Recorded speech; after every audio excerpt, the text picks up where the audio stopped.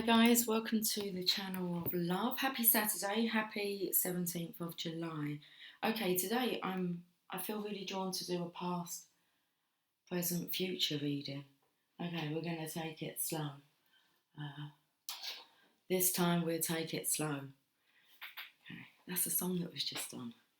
We're just ordinary people.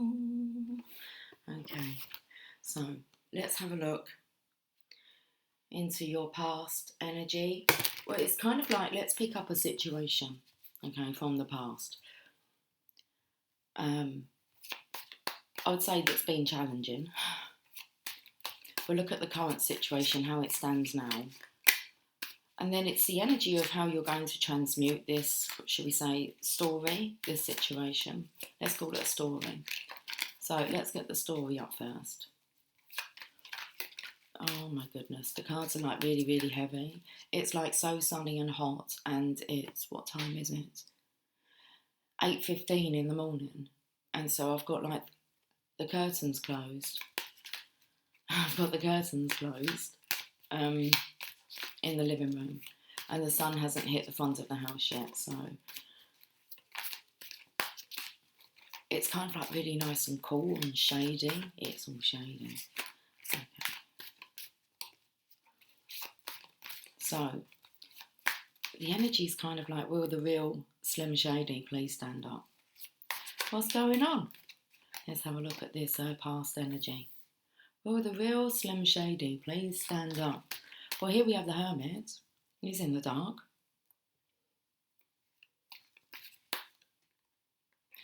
Two cards. We have the Page of Wands. Well, he's not in the dark, is he? He's like standing up and saying hi. Hi. Hiya. Taking that leap of faith. So there's the past situation. Someone is in hermit mode. Okay. When you're in the hermit, the stage of the hermit, you go within to find spiritual truths. So you go into hermitage, you study for the meaning of life. What is the purpose of your life? The Page of Wands. Now, he comes with good news, I believe, and he's willing to like share his news. Okay. The song that's coming through is, then why should man on earth be so sad, since our Redeemer made us glad? Joy of good, what is it? Joy of good. Don't know the words. Joy of good. I'm not even sure if they are the words. Past energy. Well, that looks like someone, the Fool there, he wants to take a leap of faith. So it feels this energy of, you feel like you're jumping off the edge of a cliff, like a big leap of faith. If you like come out. Okay. I don't really want to move away from this energy just yet. Because this is a past energy, it's a fear, I believe. It's interesting because it's a fear, but this character is so confident. I mean, this is a masculine who's very chirpy chappy. But he's hiding something.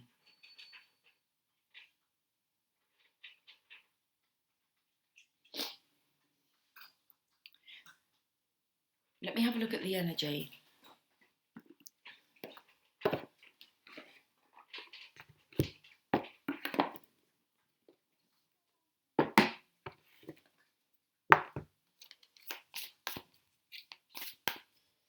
Okay, we'll have a look at the energy cards.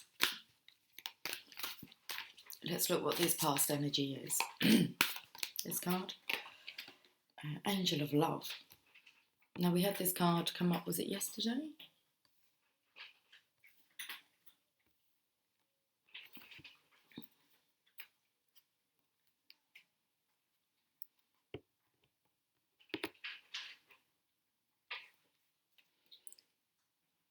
So if we actually have a look at the cards, because we could take our time today, okay? We're just ordinary people. That takes me to the energy of spiritually awoken people. They kind of get things, see things a bit quicker and clearer than what unawakened ones do. So it's kind of like it takes a bit longer for others to learn or to get it. Feeling the energy of the Fool here actually turning his back on love. Okay, even though he wants to kind of say hi. So there's this very secretive energy, I want to say, regarding turning your back on love. That only a Fool would do that. Well, of course he would, because then at some point he needs to take that leap of faith. Okay. Oh, box went to the floor. 49.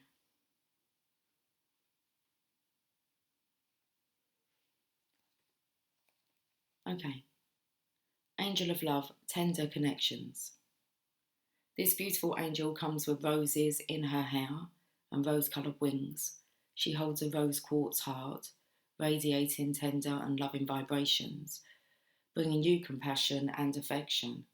If you're looking for new love, this angel brings a message of its upcoming approach. Or if you're longing for a deeper, more intimate connection with someone already in your life, she's here to say that far greater tenderness is available to you.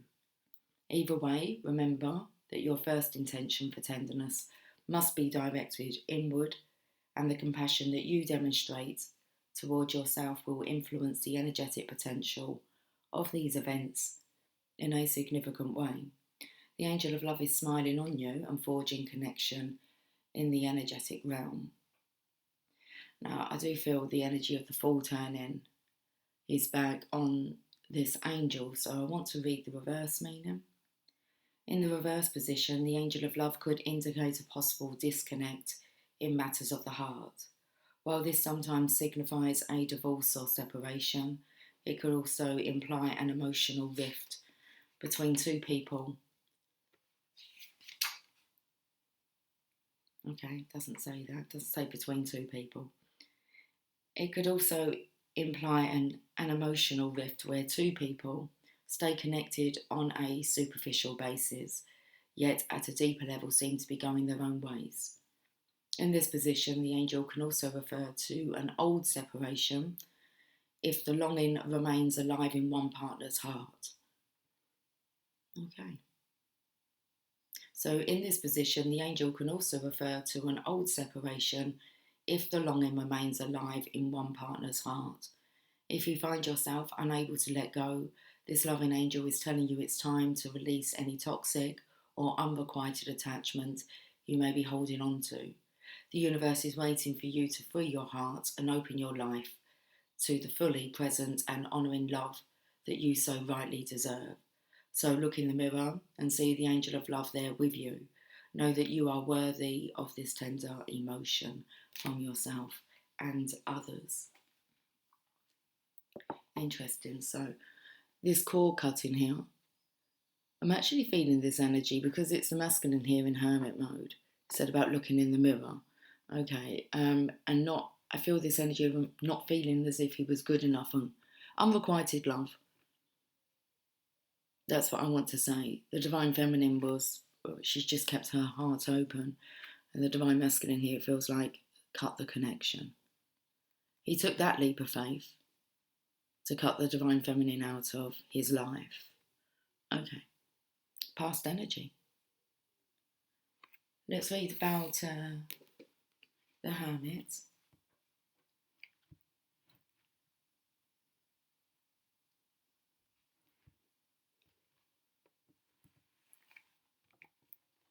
The hermit card is all about taking purposeful time off, standing alone and looking within. So it was very intentional.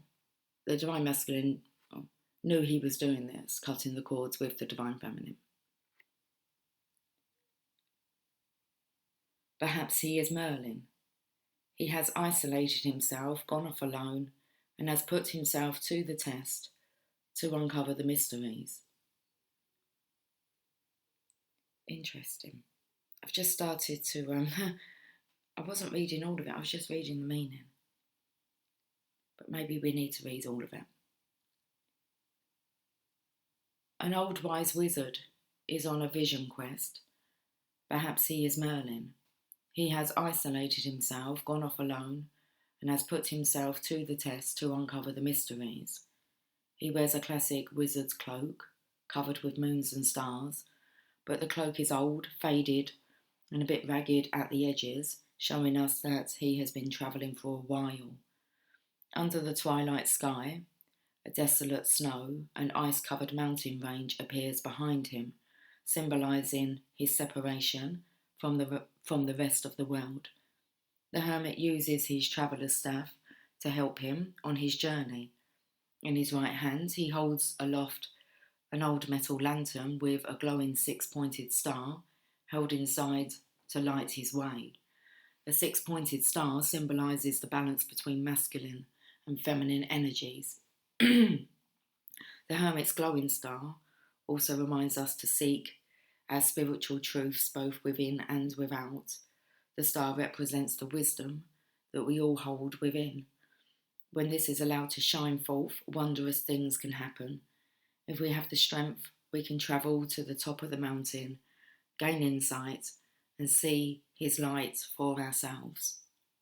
The hermit gains experience through his trials and tests, and he reminds us that we can do the same. Knowledge, inspiration, and enlightenment can be ours. The meanings. The hermit card is all about taking purposeful time off, standing alone and looking within. When this card appears in a reading, it is a sign that you need to take some downtime for yourself and regroup. Now is the time for vision questing, reflection,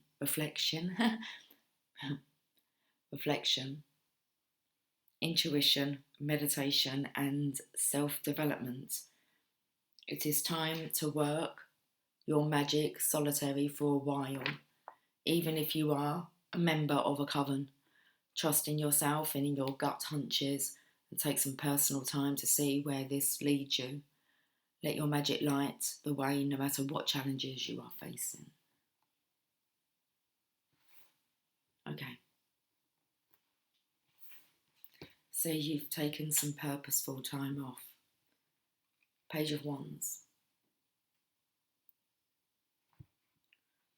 The young Page of Wands is travelling. In the background we can see mountains and a bright blue sky. He is a young teenage boy with dark red hair and grey eyes. He wears sturdy travelling clothes, a soft golden tunic, and a bright red travelling cape. The element of fire is represented by the warm colours of his clothes and his golden pendant. Around the page's neck is a large medallion in the shape and colours of a sunflower. In his right hand he holds a blooming and beribboned hawthorn wand like a walking stick. His left hand is up and cupped to the far side of his face, as if he is shouting out a call. The page's expression shows us that he is bellowing for all he is worth. He is a news bearer and takes his job seriously and performs it with gusto. The Page of Wands brings enthusiasm and happiness wherever he appears. Accompanying him on his travels is an orange tabby cat.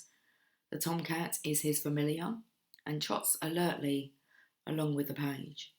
Cats are classically associated with the element of fire, and this wise orange tabby is a fitting companion for our page as he travels abroad and shares his good news. The sunflower is associated with solar magics, success and fame.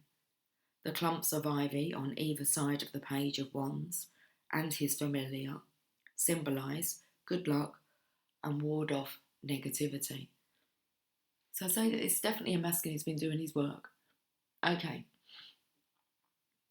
In a way, I feel like his soul knew what he needed to do. So the energy of you needed to break free so that you could actually set yourself free. Okay.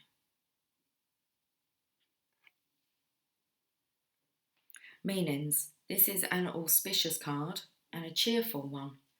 When the Page of Wands announces himself in a reading, be prepared for happy news and exciting times. Typically, this news will come from a younger person. Watch for a fair, young-haired person.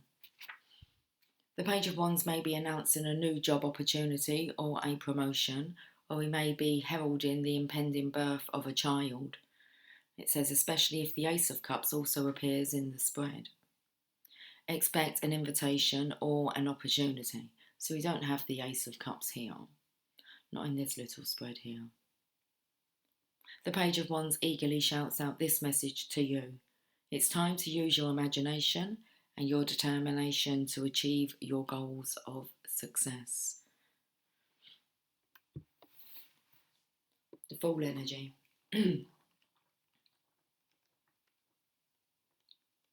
So 2 major arcanas. This is really when you don't have that much control over the major arcanas. And you have a character card in the middle, or court card. So this is kind of like your soul knew that you needed to withdraw so that you could reset yourself. A reset stage in your life. The Fool is at the beginning of his spiritual and magical journey. The Fool is young, open and daring enough to take a risk and to make a leap of faith. He strolls along the very edge of the cliff, a green valley below him and mountains at his back. So each one of those have stated about the mountains being at his back. Either unaware, oh hold on, let's go back. He strolls along at the very edge. Oh no, this is correct. He strolls along at the very edge of the cliff, a green valley below him and mountains at his back, either unaware or uncaring of the risk. He carries a leather satchel filled with his past experiences on his traveller's staff. These are kept safe and secure by his faith, symbolised by the pentagram that keeps the satchel closed. Each one of these as well, it's mentioned about him holding a staff here, a walking stick.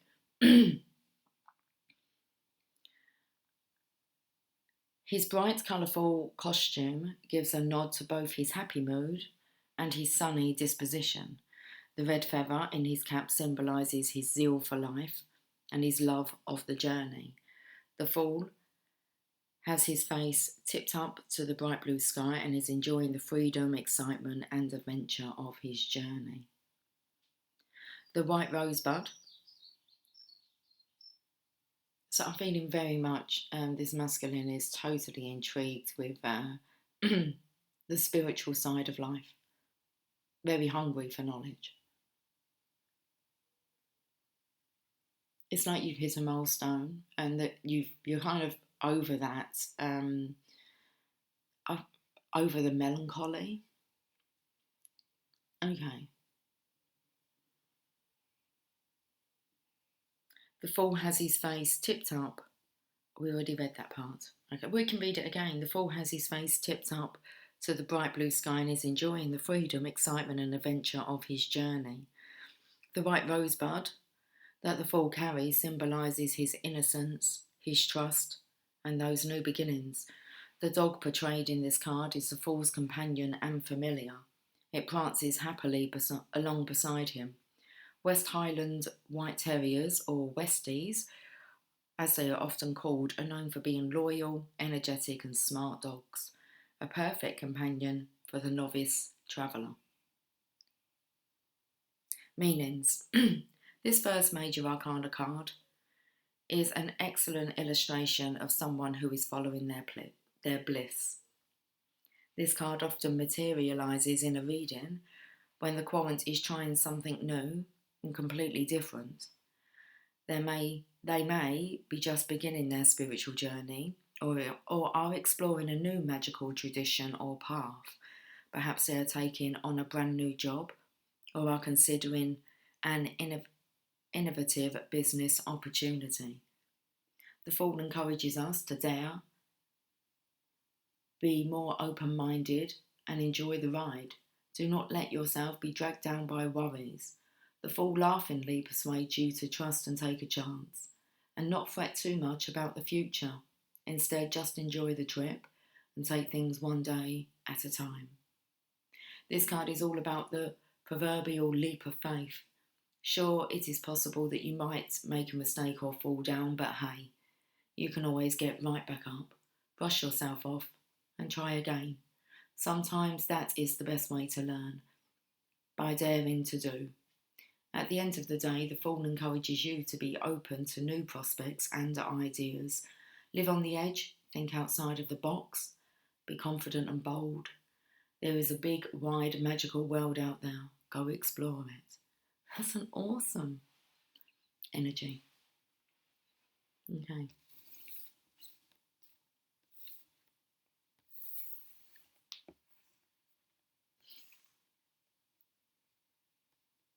So it says we're not to worry too much about the future, which I already know that when I thought of past, present, future reading, we can just kind of have a look and see what's on the cards for the future. But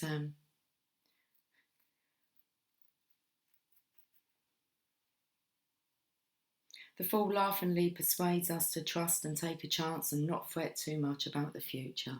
Instead, just enjoy the trip and take things one day at a time.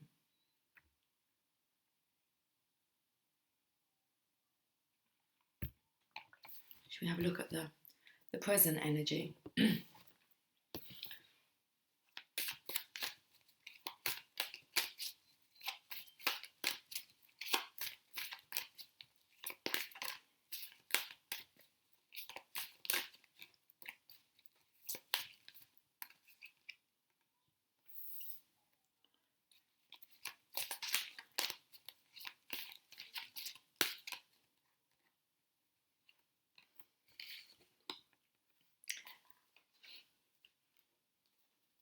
Okay. I'm actually going to read these to you. We're just going to stick with the Hierophant first. Because we've tapped into what the story was. So let's see what the Hierophant wants to say to you about what's happening now, this current present energy that you're in.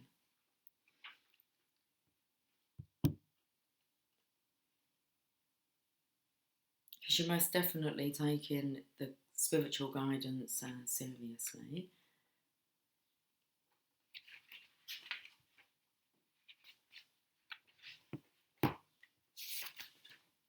The High Priest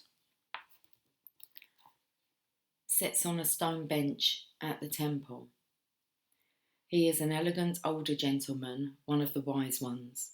He wears a rich, flowing, regal, scarlet robe, and his silver pentagram, a symbol of magical power and personal protection, is displayed proudly upon his chest.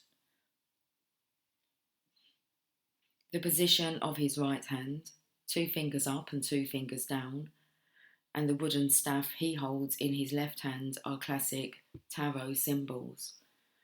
They represent balance between the worlds of the physical and the spiritual. The 3 cross pieces of the staff correspond to the upper world, the middle world, and the underworld. In the background, we see mountains and a lush natural setting. In the foreground, a long shadow is cast. 2 large skeleton keys hover in the air before the High Priest. These 2 prominent skeleton keys represent the Divine Feminine and the Divine Masculine, represented by the Moon and its silver lunar key, and the Sun with its golden solar key, respectively. One of the many names for this card is the Hierophant. The High Priest is an authority figure, a counsellor, and the keeper of magical traditions and knowledge. Okay, the meanings. When this card appears in a reading, it means that there are questions that need answering and advice to be sought. Classically, this card denotes a need for legal advice or counselling. It may also indicate a course of study or furthering your education, or the need to settle disputes in a coven. But remember that the High Priest is the wise and patient counsellor, an elder and a teacher. He does not give you all the answers to your questions. Instead, he helps you figure out where to look to find your own truths. He places in your hands the keys to unlock the mysteries and to gain deeper knowledge, then trusts that you will find the answers yourself using the lessons he has so carefully taught you.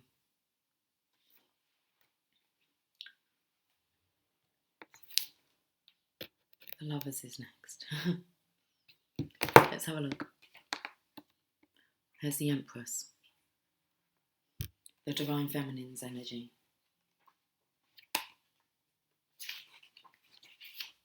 The Empress is seated on a cushioned golden throne surrounded by nature. Her throne is embellished with patterns of 5-petaled roses and wheat. The 5-petal flower creates a natural pentagram, and the flowers and sheaves of wheat link her back to the ancient mother goddesses, Demeter and Isis. The Empress is pregnant in this card, indicating her fertility. She is the great mother goddess, and the 12 stars that form a halo around her head represent the signs of the zodiac. She holds in her hand a scepter, denoting her power over all of the natural world. The beautiful Empress wears a rich green gown, another link to the powers of life, growth and nature. The 9 pearls around the Empress's throat symbolise the 9 classic planets, and pearls are a symbol for basic, organic creativity.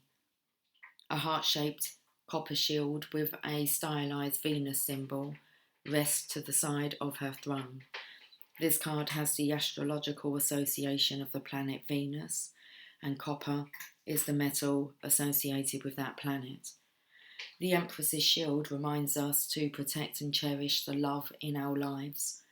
The lush forests, green grass, and the river that cascades down the slope are more depictions of sacred feminine symbolism. The background sky, with the heavy grey clouds, holds the promise of rain and life coming to the land. The wildflowers and wheat growing in the foreground of the scene correspond to the abundance of the harvest, and they represent prosperity and resources. Finally, the rabbit that sits contentedly at the Empress's feet is another nod to the energy and awesome powers of fertility, creation, and nature. Okay, so the Divine Feminine, she holds, I was looking at the differences. The Divine Masculine seems to have a cat, dog, wands, a staff, okay, mountains in the background.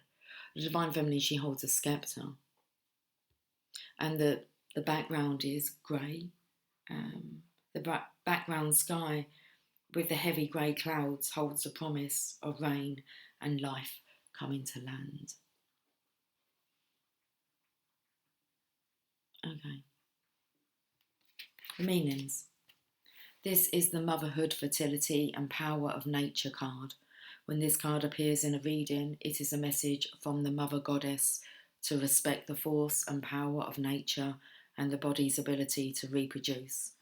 If the Empress card appears in a reading along with the Ace of Wands or the Ace of Cups, so the Ace of Cups was mentioned in this reading, I said it didn't appear, okay, then it symbolises pregnancy or that the conception may be likely at this time, because the Ace of Wands hasn't appeared yet unless it's here. This isn't suggesting that someone is up the duff. That's how it wants to come out. It's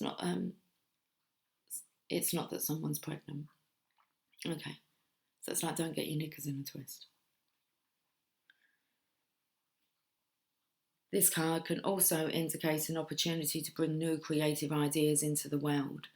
Protect and cherish the loving relationships in your life. Focus on your family and your home and enjoy the energy and excitement your children bring into your life. Birth your new ideas. Embrace creativity and your own sexuality and work joyously and respectfully with the powers of nature. This is really interesting. So it speaks about children Focus on your family and your home and enjoy the energy and excitement your children bring into your life. So there's an Empress on the scene here, very motherly energy. The next page is the Emperor, and he has the children here. So I feel like he wants to be this divine provider, to be able to provide the best, not just for himself, but also for his children to experience. So I feel there's been a big eye-opener here. Got the Hierophant with the Empress here. Or the High Priest, as he's called in this deck. The High Priest is the counterpart to the High Priestess, and the Empress is the counterpart to the Emperor. Should we have a look at this last card here in the present energy? The Two of Wands.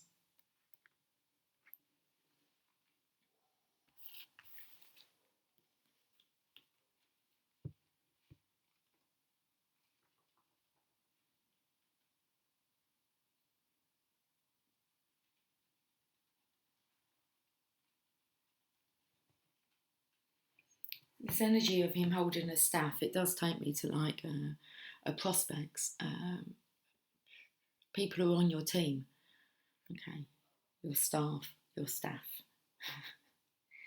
however you pronounce it, from your neck of the woods. Okay, Two of Wands. An auburn-haired man stands looking out over the water at sunset. The man is wealthy and successful, wearing a fur-trimmed, gold-coloured coat and a burgundy-coloured cape. He is before a waist-high stone wall. To the man's right, a second wand is standing upright against the stone wall. Okay, they're calling it a wand now. Right then, got yourself a wand. A magic wand. To the man's right, a second wand is standing upright against a stone wall. The man appears to be holding the world in the palm of his right hand, yet he continues to gaze off into the distance as if he is looking for more. Is he feeling walled in by his choices? Off in the distance, we see two ships on the water and mountains at the horizon. The ships on the water symbolise the man's hopes and dreams of the future. The man is preparing for a favourable change. On the edge of the stone wall, a calico cat sits contentedly next to the man, as if to watch over those ships with him. Calico cats are considered to be lucky, and their three colours are said to represent the triple goddess. The calico cat is his ally and friend, and is a symbol of mentoring, support, and friendly advice that will help to guide him to success. Sounds like my Lily. Okay, interesting. As it said, calico cats are considered to be lucky, and their three colours are said to represent the triple goddess. Well, this is the mother goddess. You have the maiden, the mother, and then the crone. Okay. Meanings. This card represents partial success. So I was kind of feeling the energy of wanting to actually team up with someone. This card represents partial success. While others may think you hold the world in the palm of your hand, you may still feel like you are unsure of where to go next. Such scenarios occur when an unexpected promotion or career advancement leaves you feeling unsure of what to do next. There is a partial success, and you may feel like you are at the halfway point of your personal goals. There are choices and serious decisions to be made, but look around you. There is help, support, and advice from a mentor. Take their good advice and enjoy this new business or career opportunity. Finally, this card can symbolise a successful business partnership. I feel the realisation of the Divine Masculine, realising there's something in the Divine Feminine that he needs. He needs the Divine Feminine. Let's have a look at the energy cards and see if they will tell us more. Feels like he's not going to reach the ultimate success. It may look like he has it all, but he doesn't. It's like an empress missing here. Okay, you've got the goddess of the moon.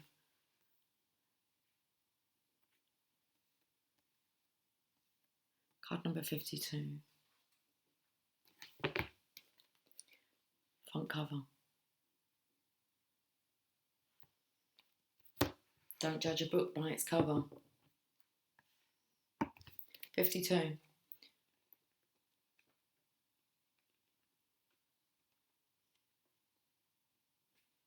Intuition and going within.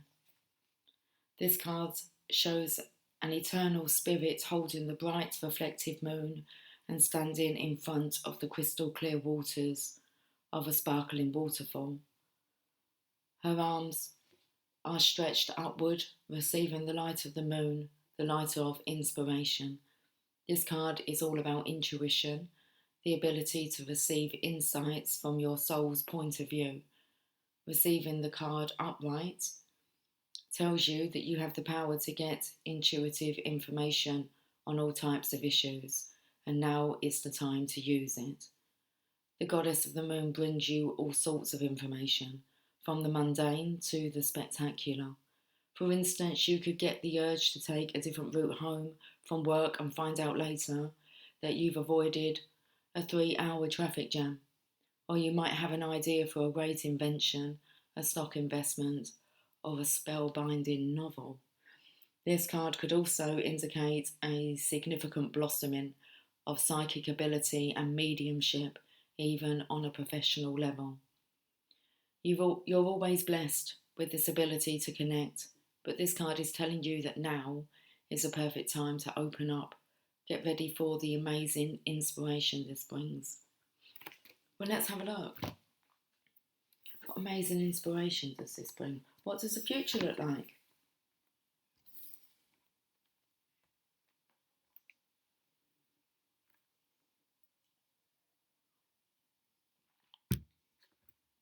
Got a bit of Boris Gardner coming through.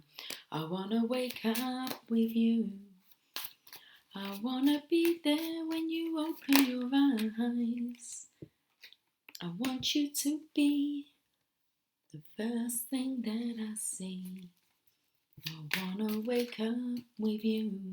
That card was already spun over in the deck. Now, the Queen of Pentacles, that is the wife card. The Divine Masculine's Mrs. She's Mrs. Pentacles. Look at this. This is what's on the cards for the future. The Six of Cups energy here is actually taking me to the twin energy. Look at you, very contented. Two of Cups in the water here. Very nice. Working on these other cups of love. Keeping the... this takes me to a book that's called The Slight Edge. Okay. And it speaks about the water pump and getting the momentum going. So once the momentum's going, okay, it's going to take some effort, okay, to get the water flowing. But once it's flowing, as long as you keep the momentum going, nice, slow and steady, okay. If you let go of the momentum, then you're going to have to pump that pump, aren't you? It's going to drop to the bottom of the well.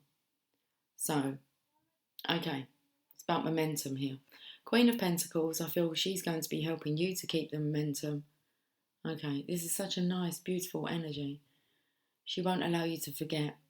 It's like the energy, she won't allow you to get lost, Divine Masculine. She won't allow you to forget your way. And then you've got the Ace of Wands here. Beautiful transformation. Feels like you are on top of the mountain. Okay, let's have a look at these cards. This is looking into the future. Queen of Pentacles. The beautiful and exotic Queen of Pentacles sits on her floral throne. I have to get these words out, come on. The beautiful and exotic Queen of Pentacles sits on her floral throne. A bower of climbing red roses growing above her. She has dark eyes and green ribbons are worked into the braids of her raven-coloured hair. Her gown is in shades of earthly green. She wears a crown made of golden leaves and, and set with square-cut emeralds. On the Queen's forehead she wears a red bindi. This is a symbol of the mystical third eye and of wisdom. In particular, the red colour of the gems in her bindi design represent honour, love and prosperity. As befits royalty, around her throat is a heavy, rich necklace of square-cut emeralds. The emerald is an enchanting stone that gifts its wearer with bliss and loyalty. The Queen holds a golden pentacle in her right hand, and in the crook of her left arm she holds a bouquet of white and green tulips, honeysuckle and golden wheat, bound together with pale green ribbons. Behind the Queen's throne is a beautiful landscape and blue skies with an adorable brown dog, while a adorable brown dog sits at her feet. The flowers the Queen holds are all linked to the element of earth. Green tulips symbolise prosperity and luck in love, honeysuckle, wealth and devoted affection, and the wheat, abundance and riches. The red roses in the bower around the Queen signifying beauty and love. The dog corresponds to the element of earth and is a sign of loyalty and companionship. All looks good in the future. Loyalty, companionship, love, prosperity, beauty. Okay, let's carry on. Let's carry on then. Okay, the meanings. When the Queen of Pentacles appears in a reading, look for the ultimate Earth Mama. This card represents a mature woman who may have dark hair and eyes. She is practical and has a deep love of nature and a spiritual connection to the earth. While this queen is sensual, gorgeous and loves beautiful things, she will work hard to get and maintain the things she cherishes.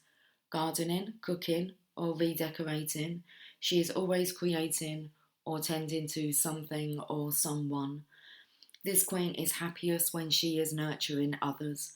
She is a devoted wife and mother, an amusing friend, a generous hostess, and a passionate lover, all rolled into one. Whoop! Let's go back to Divine Masculine. Let's check out this Divine Feminine. She is a devoted wife and mother, an amusing friend, a generous hostess, and a passionate lover, all rolled into one. The Queen of Pentacles is often linked to the Empress card. We've had her here, look.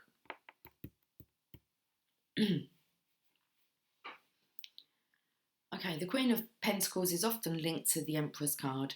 If they should both turn up in a reading, motherhood is the prime focus. The Queen of Pentacles is the... I'm just trying to work out what this word is. They've kind of split the word in hard. Oh, I think she's the definitive nurturer card. I felt the energy of this feminine. She's just like Mother Earth. She nurtures all. Okay. And that's her main focus, is to make everyone feel loved and looked after, cared for. Okay. So the Queen of Pentacles is the definitive nurturer card. This card speaks of welcoming, cosy homes, happy families, beloved pets, loyal friends, fun and affection. The message of the Queen of Pentacles is to embrace your love of the beautiful things in life. Create a beautiful and magical atmosphere for yourself and your loved ones. Now you can see why the Divine Masculine, he's kind of realising he needs the Divine Feminine in his life. Let's look at the Six of Cups. Cha-ching.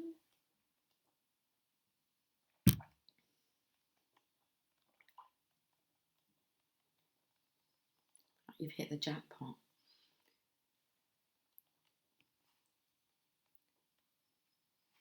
Okay, two adorable blonde children, a brother and sister, sit happily in the green grass and clover on a bright summer afternoon. They have arranged Sweet William flowers in 6 silver cups. Both of the children wear a watery shade of blue, and their clothes are practical and sturdy for playing outside. A pump bubbles out water to drink, should the children wish for it, and a quiet, shallow stream flows gently through the landscape.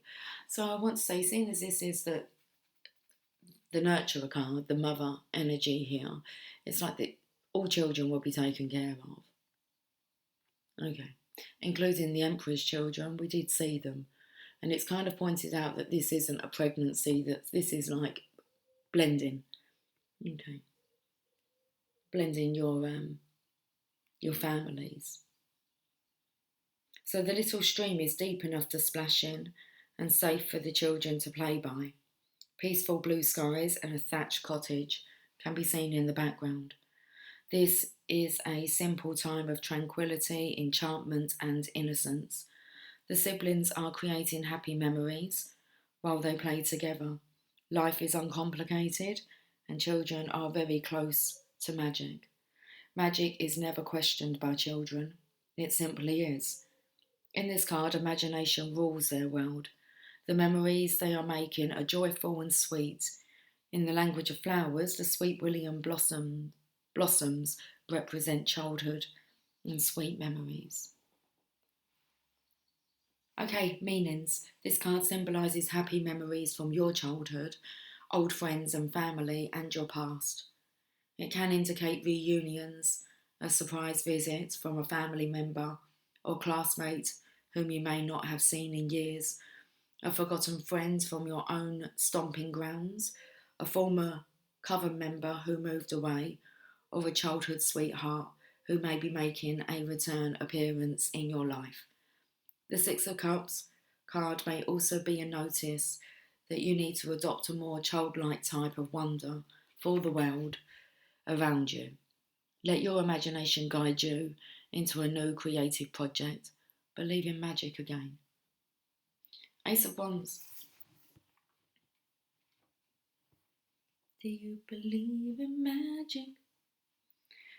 Dawn is breaking, and we see a blooming hawthorn branch stuck firmly into the grassy hill. The wand is a bit reminiscent of a maypole, with its crisscrossed ribbons and a fire red streamer blowing in the breeze. According to tradition, the hawthorn tree was a popular choice for maypoles. Behind the wand there are green rolling hills and a turreted castle on a hill.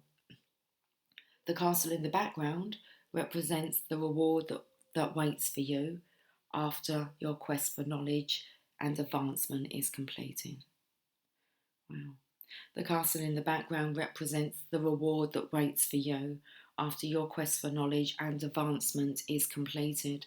The hawthorn is associated with the element of fire, making it fitting as the wand representation in this tarot for witches. The hawthorn flowers flourishing on a single wand symbolise ideas that emerge and then blossom from our minds. In the language of flowers, the hawthorn blossom symbolises hope. A bright red butterfly flutters to the side of the wand. The butterfly symbolises transformation, regeneration, and joy. It is going to be a beautiful day and one full of promise. Meanings: the Ace of Wands is the most potent and pure form of the masculine element of fire. This card shows the creative fire or energy that cannot be contained and now is bursting forth in bloom.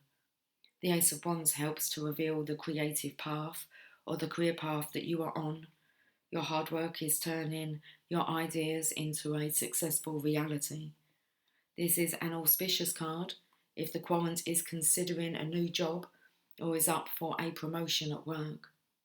The Ace of Wands symbolises power, new beginnings, a birth, success, a new home, a promotion or a new job, ambition, passion, enthusiasm and growth.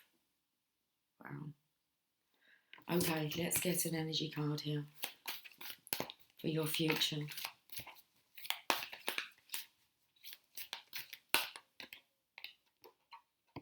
The thinking man. Well, that comes in purposely. Okay, perfectly. It's perfectly purposeful. Your ideas here. Okay.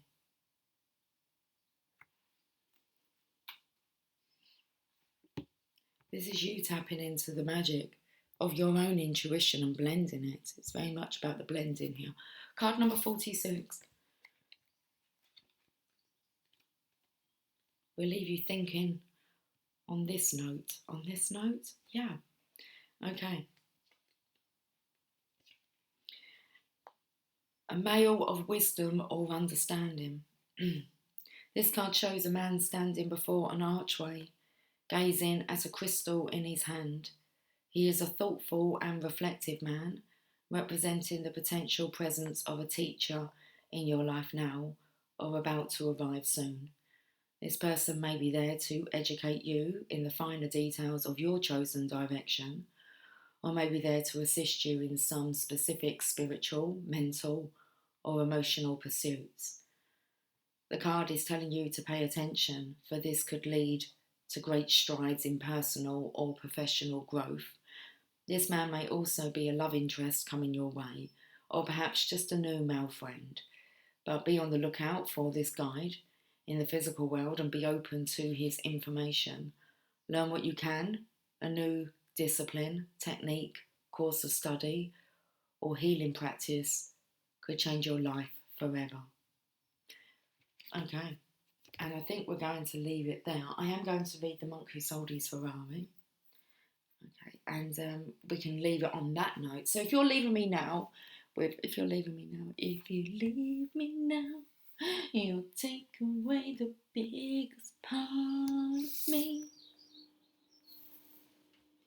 Ooh, no, baby, please don't go. Okay, well, if you are leaving now, then have a fantastic day. I'll catch up with you guys soon. Take care. Much love. Bye for now. If you're staying with me, let's get on with this chapter. I think it has something to do with your life purpose. I feel it comes in with this reading. I'll tell you what, I can turn these cards around. Rather than putting them away, let's turn them around. And then as you listen, what shall you see? This is fun. I like doing the reading at the end of the reading.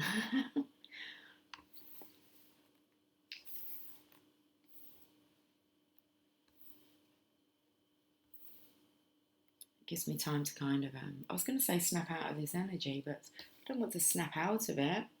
It's, just have a little breather here. Right, there you go.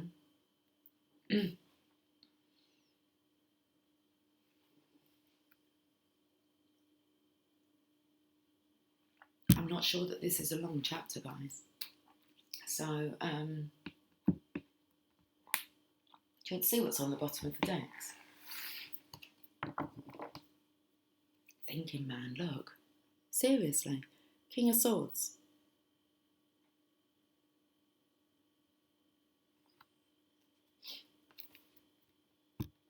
Let's put him there. No, he doesn't fit there right. Okay. Killing time. Come on, because the laptop has this tendency. A tendency? There's a tenderness about it. It knows when, like, I'm done. So let's not prolong this. How long we got battery power? Oh, 46%. Okay, that's okay. What was on the bottom of the energy cards? Appreciation. Appreciating the divine feminine here. Okay, right.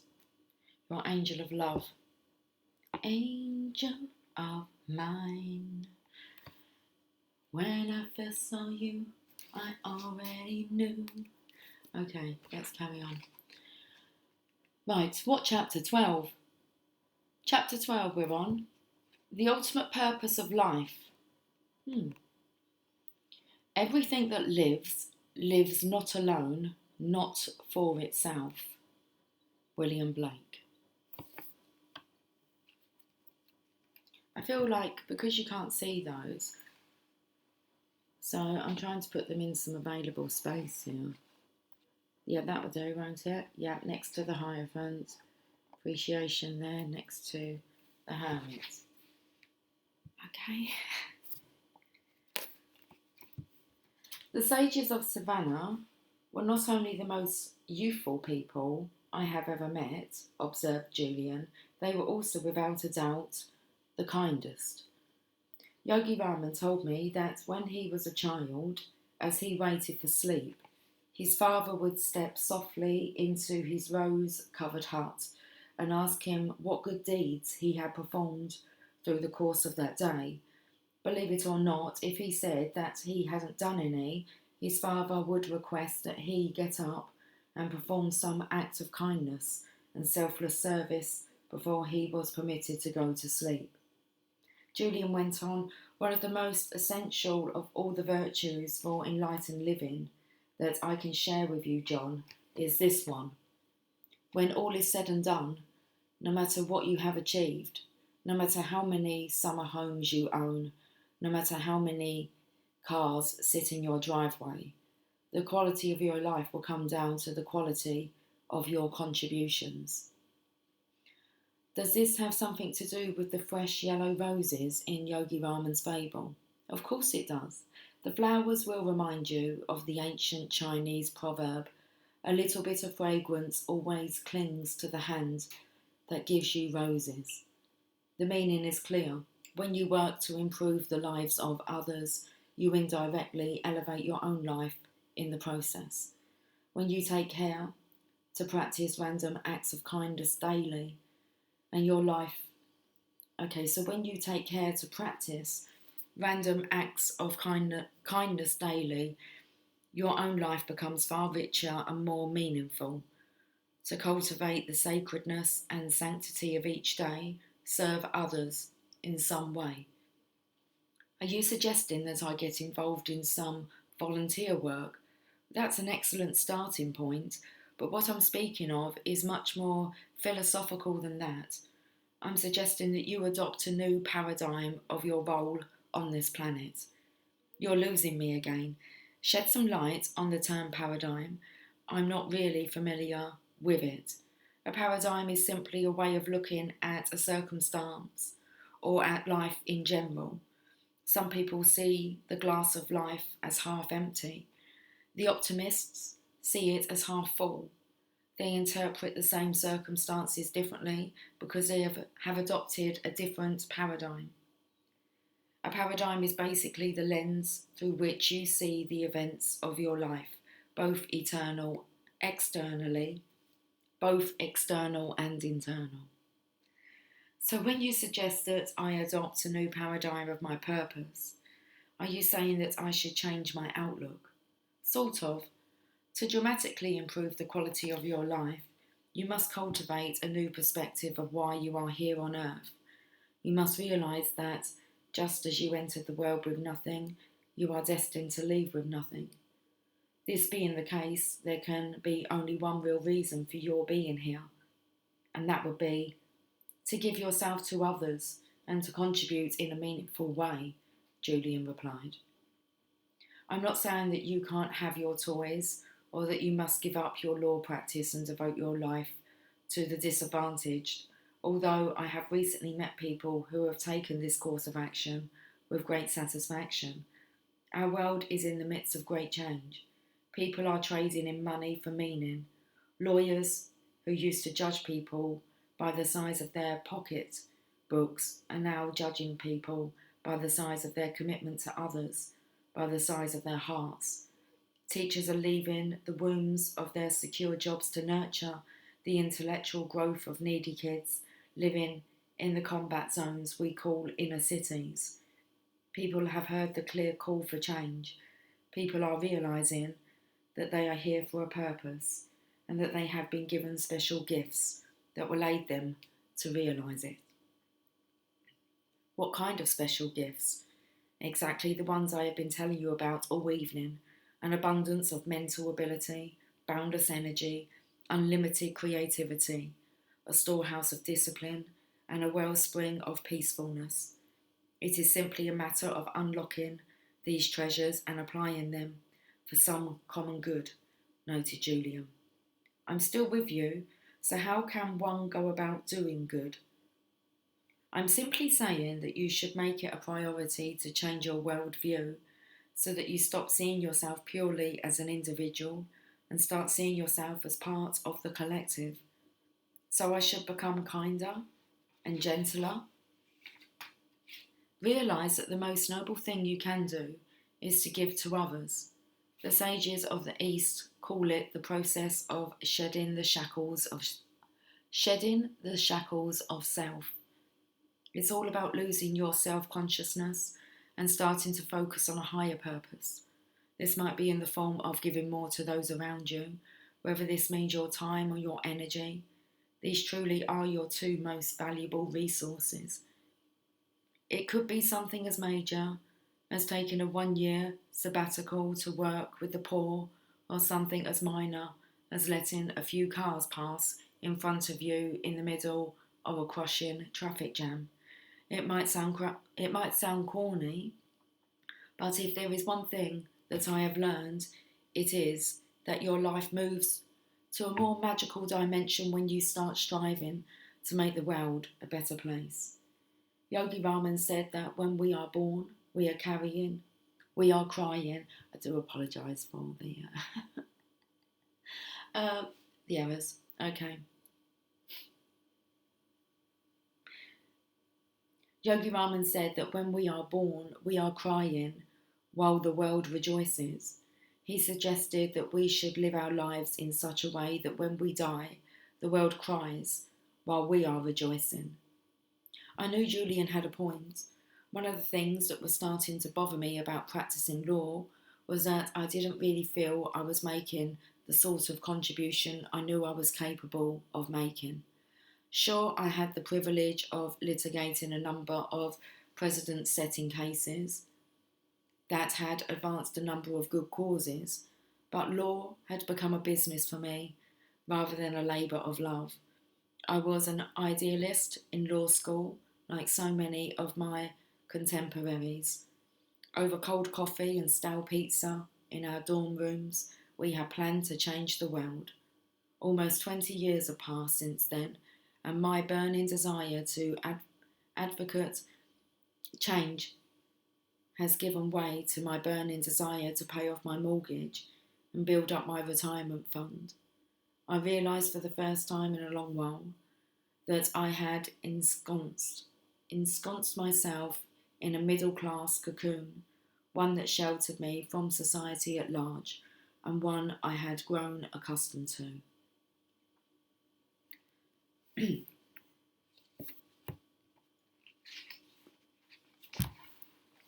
Let me share an old story with you that might really hit home, Julian continued.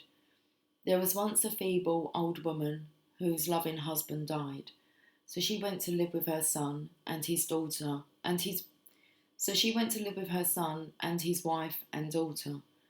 Every day the woman's sight grew worse and her hearing grew worse. Some days her hands trembled so badly the peas on her plate rolled onto the floor and the soup ran from her cup.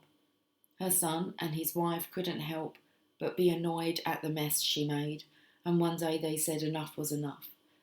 So they set up a little table for the old woman in a corner next to the brown closet and made her eat all her meals there alone. She would look at them at mealtimes with tear-filled eyes from across the room, but they hardly talked to her while they ate, except to scold her for dropping a spoon or a fork. One evening just before dinner, the little girl was sitting on the floor playing with her building blocks. "What are you making?" her father asked earnestly. "I'm building a little table for you and Mother," she said, "so you can eat by yourselves in the corner someday when I get big." The father and the mother were moved to silence for what seemed like an eternity. Then they started to weep. In that instant they became aware of the nature of the actions and the sadness they had caused.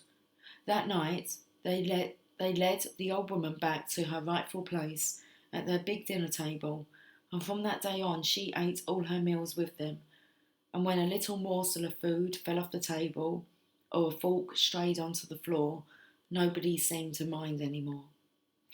In this story, the parents were not bad people, Julian said. They simply needed the spark of awareness to light their candle of compassion. Compassion and daily acts of kindness make life far richer. Take the time to meditate every morning on the good you would do for others during your day. The sincere words of praise to those who least expect it, the gestures of warmth offered to friends in need, the small tokens of affection to members of your family for no reason at all add up to a much more wonderful way to live.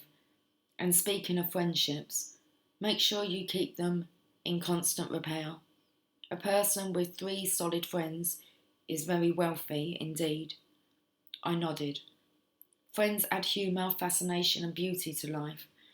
There are few things more rejuvenating than sharing a belly-busting laugh with an old friend. Friends keep you humble when you get too self-righteous. Friends make you smile when you are taking yourself too seriously. Good friends are there to help you when life throws one of its little curves at you and things look worse than they seem. When I was a busy litigator, I had no time for friends. Now I am alone, except for you, John. I have no one to take long walks in the woods with when everyone else is nestled into a cocoon of a soft, hazy slumber. When I have just put down a wonderful book that has moved me deeply, I have no one to share my thoughts with, and I have no one to open my soul to when the sunshine of a glorious autumn day warms my heart and fills me with joy. Julian quickly caught himself. However, regret is not an activity for which I have any time. I have learned from my teachers in Savannah that early dawn is a new day to the one who is enlightened. I had always viewed Julian as a sort of superhuman legal gladiator, crunching through the arguments of his opponents, as a martial artist does through a stack of heavenly reinforced boards.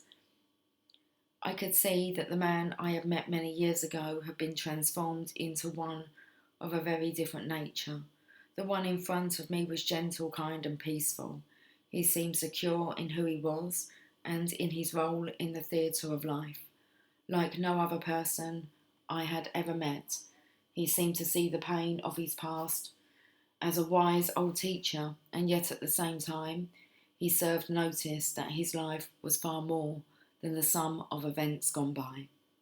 Julian's eyes glittered in the hope of things yet to come. I was enveloped by his sense of delight for the wonders of this world and caught up in his unbridled joy for living. It appeared to me that Julian Mantle, hard-hitting, bone-crunching litigator counsel to the well-heeled, had indeed been elevated from a human being passing through life without a care for anyone to a spiritual being passing through life caring only about others. Perhaps this was the path that I was about to walk. Perhaps this was the path that I too was about to walk. And that is the end of chapter 12.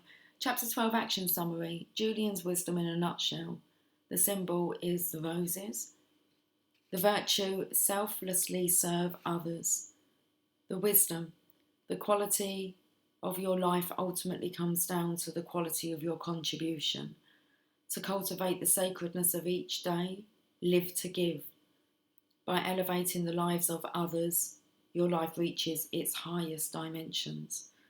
The techniques: practice daily acts of kindness, give to those who ask, cultivate richer relationships. And the quotable quote: the most noble thing you can do is to give to others. Start focusing on your higher purpose. Okay then, let's leave it there. Right guys, have yourself a lovely day and I'll catch up with you all soon. Okay, take care. Much love. Bye for now.